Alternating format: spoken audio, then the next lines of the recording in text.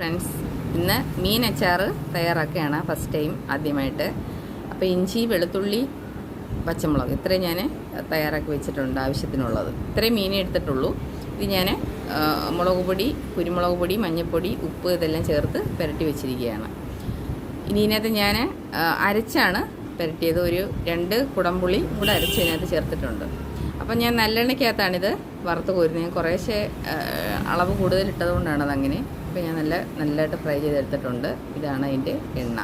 ഇനി നമ്മൾ ചട്ടി വെച്ചു. ചട്ടി ചൂടാകുമ്പോൾ നമ്മൾ ഫ്രൈ ചെയ്ത് വെച്ച എണ്ണ തന്നെയാണ്. അപ്പോൾ അതിലോട്ട് കടുക് ഇട്ട് പൊട്ടുമ്പോൾ ഫസ്റ്റ് വെളുത്തുള്ളി ഒന്ന് ബ്രൗൺ നിറമാകുന്ന വരെ ഇളക്കിയതിന് ശേഷം പച്ചമുളകും ഇഞ്ചിയും കൂടി ഞാനങ്ങോട്ട് ചേർക്കും. എനിക്ക് നമ്മൾ ഏത് അച്ചാറിനും വെളുത്തുള്ളി നല്ല ബ്രൗൺ നിറമാകണം, അല്ലെങ്കിൽ അച്ചാറിൻ്റെ ഒരു ടേസ്റ്റും മണവും വരില്ല. പച്ചയ്ക്ക് വെളുത്തുള്ളി ഇരുന്നാൽ ഒരു ടേസ്റ്റും വരില്ല. അപ്പോൾ ഇത്രയും സാധനം കൂടെ അതിനകത്തോട്ടിട്ട് നല്ലതായിട്ട് ഇളക്കിയതിന് ശേഷം മുളക് പൊടി,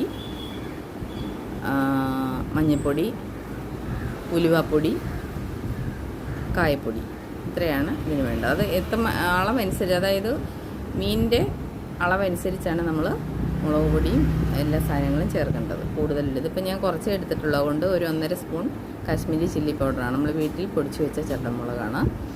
അപ്പോൾ ഇത് നല്ലതായിട്ട് ഇതിനകത്തോട്ട് ഇനിയും കായപ്പൊടി ഇടണം.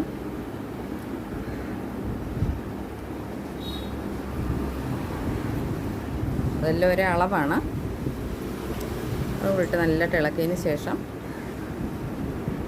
നമ്മൾ വറുത്ത് കോരി വെച്ച നമ്മുടെ ചൂരമീൻ അതിനകത്തോട്ട് ആഡ് ചെയ്യാം. ഞാനല്ലേ അരച്ച് പുരട്ടി വെച്ചിരുന്നത് കൊണ്ടാണ് അതിനകത്ത് ഗ്രേവി മാതിരി ഉള്ളത്.